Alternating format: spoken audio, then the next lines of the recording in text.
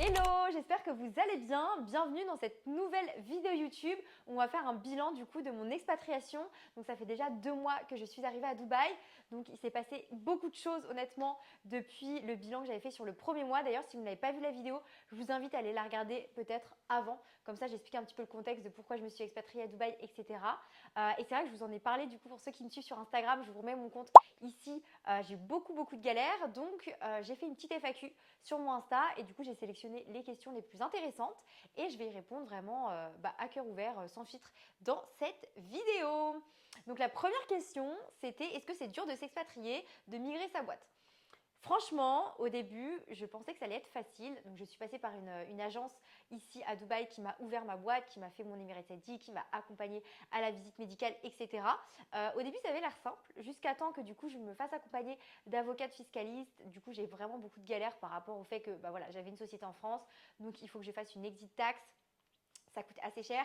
Donc voilà, il y a plein de choses qu'il faut prendre en compte. Et en fait, plus le temps passait, plus je découvrais des choses. Donc c'est sûr que c'est un petit peu retardé. Donc là, je suis encore en train de faire l'immigration. J'ai toujours pas fini. Et voilà, ça m'a clairement un peu tapé sur le moral. Parce que du coup, pour ceux qui ne savent pas, donc en fait, moi j'avais ma boîte en France. Donc j'ai une agence de communication et une académie. Et du coup, voilà, il faut que je puisse fermer proprement en France pour réouvrir ici à Dubaï.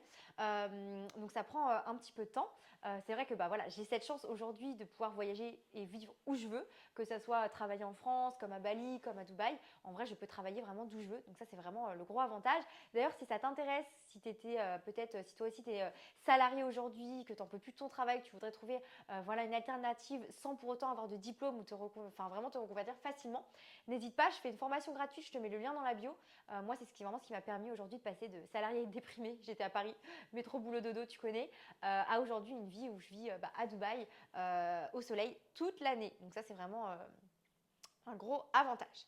Donc voilà, donc honnêtement, en fait, plus le temps passait, plus je découvrais des choses.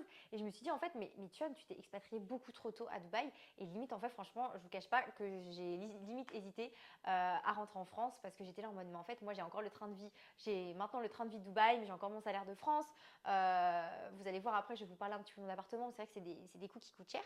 Donc, franchement, je commençais à perdre espoir et à me dire, mais en fait, je vais rentrer en France au pire le temps que ça se fasse parce que ça me demandait beaucoup d'énergie et surtout que plus le temps passait, plus je trouvais des choses.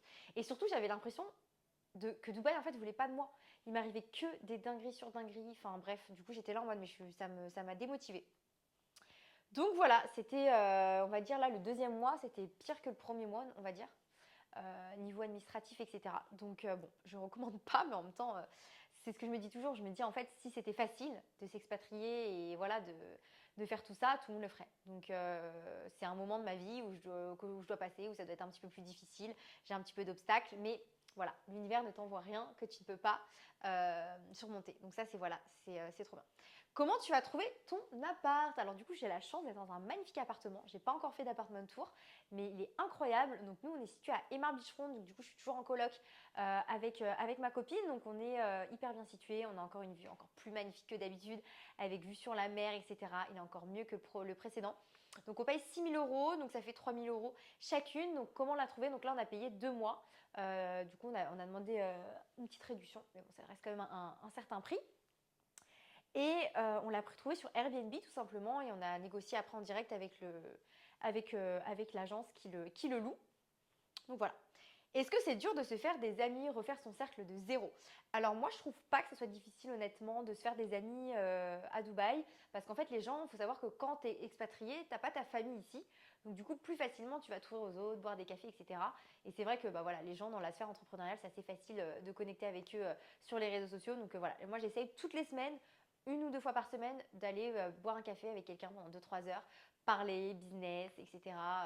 Voir nos synergies et surtout aussi me faire des amis.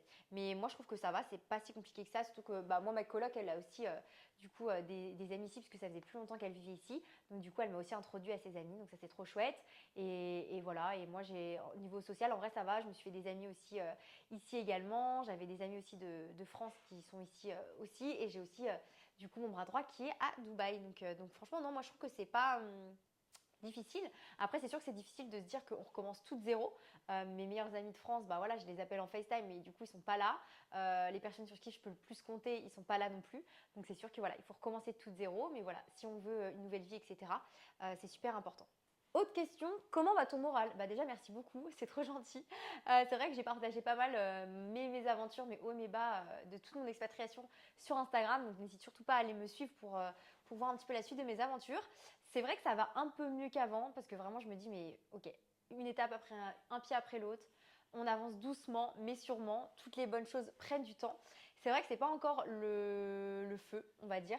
Même dans mon business, etc. Il faut encore que je modifie certaines choses pour vraiment aller chercher les résultats que je veux aller. C'est vrai que c'est difficile pour moi parce que je suis une personne qui est extrêmement impatiente. Je pense que voilà, c'est aussi une qualité dans l'entrepreneuriat, mais c'est aussi un défaut. Donc ça m'a beaucoup frustrée, je vous avoue, que je vous l'ai dit, j'avais hésité à rentrer en France. Donc voilà, c'était surtout il y a 3-4 semaines, 3 semaines, où je me suis dit, mais j'ai craqué en fait. Enfin, j'étais là en plus, je sais pas pourquoi, cette semaine-là, je me sentais vraiment seule. J'avais pas vu beaucoup de personnes la semaine. Et je me suis dit, plus jamais ça. Les prochaines fois, tu fais vraiment un café networking, tu vois tes copines la semaine, etc. Ça fait trop du bien. Donc voilà, surtout, on peut se sentir seul, mais il faut essayer de faire en sorte que non, de voir des gens, d'appeler ses proches, etc. Voilà. Ensuite, quelle autre question? Tu en es où de ton expatriation? Bah, du coup, là, je suis presque sur la fin. Il me reste encore quelques mois, je pense, de papier, etc. Mais écoutez, ça avance, ça avance, ça avance. Et je pense que voilà, chaque épreuve me rend plus forte en vrai, je pense, plus résiliente, etc. Et je pense que vous aussi, ça sera la même chose. Mais voilà, toutes les bonnes choses, comme je l'ai dit, encore une fois, je radote, mais toutes les bonnes choses prennent du temps, c'est normal. Ça coûte combien de vivre à Dubaï? Alors moi, je trouve que le cliché de Dubaï, après, voilà, faut prendre aussi en compte que je viens de Paris. Donc Paris, c'est extrêmement élevé. Mon loyer, il était à 2000 euros. Donc voilà, je suis un petit peu aussi décorrélée. C'est comme, enfin voilà, c'est pas comme si je vivais dans une petite ville dans la Creuse où c'est beaucoup moins cher.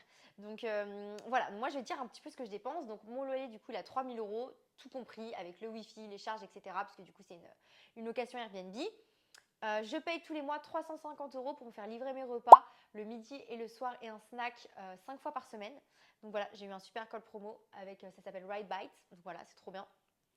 Les Uber, je dois dépenser peut-être 150-200 euros par mois. Encore, je n'ai pas beaucoup bougé ce mois-ci. Sinon, si tu prends une voiture, c'est 350 euros le mois pour vraiment la voiture de base, minimum. Donc c'est pas très cher et les pleins ici, c'est peut-être 40 euros. Donc c'est beaucoup moins cher comme le pétrole vient d'ici. Les courses, honnêtement, si tu vas pas dans des trucs super chers, c'est le même prix qu'à Paris, voire moins cher, moi je trouve. Donc ça c'est cool. Les restaurants et les activités, j'avoue que j'en paye pas énormément parce que je fais beaucoup d'applications. Par exemple, des applications qui s'appellent Secret Society. Je suis dans des groupes WhatsApp où du coup on peut sortir entre filles gratuitement. Donc ça c'est trop bien. Et des fois il y a vraiment des expériences de fou, vraiment des cadres de fou. Je suis allée au Palazzo Versace. J'ai fait aussi un restaurant, la table, elle était incroyable, il y avait plein de nourriture. Enfin c'est trop trop bien. Donc voilà, il y a beaucoup de choses qui sont du coup gratuites quand on est une femme et également aussi grâce à mon métier. Donc comme je suis créatrice de contenu UGC et aussi micro-influenceuse maintenant, je fais pas mal de choses. Par exemple, j'ai fait mes sourcils et mes cils gratuitement. Je pense que aussi je peux trouver plein d'autres collabs, mes ongles, etc. Parce qu'en France aussi, je faisais tout gratuitement. D'ailleurs, si ça t'intéresse toi aussi, que tu veux faire ça à côté de ton CDI, que voilà, tu aimes bien créer du contenu sur les réseaux, n'hésite pas à t'inscrire à ma formation gratuite. Comme ça, je pourrais t'expliquer comment j'ai fait pour démissionner de mon taf et aujourd'hui avoir cette vie-là et avoir plein de trucs gratuits parce que c'est vraiment trop, trop bien. Donc voilà, moi je trouve pas que honnêtement Dubaï ça soit si cher que ça. J'ai plein d'amis qui payent des loyers 1000, 1005 euros. C'est vrai qu'il n'y a pas trop de choses en dessous de 1000 euros, sinon c'est des chambres partagées, donc ça c'est pas terrible. Mais sinon, voilà, moi j'ai aujourd'hui un appart vraiment de luxe, de rêve. Franchement, mon rêve cet appart. Il y a vraiment la vue sur la mer et tout. Je vais vous insérer des plans, mais il est incroyable. Mais c'est sûr qu'on paye très cher, on paye 3000 euros. Après, moi, c'est aussi mon lieu de travail. Donc, c'est comme si je payais 1500 euros de loyer pour moi perso et 1500 euros de loyer pour mes bureaux. Donc, voilà, c'est super important, même pour mon contenu, etc. C'est super important. Voilà, donc j'espère que cette vidéo vous a plu.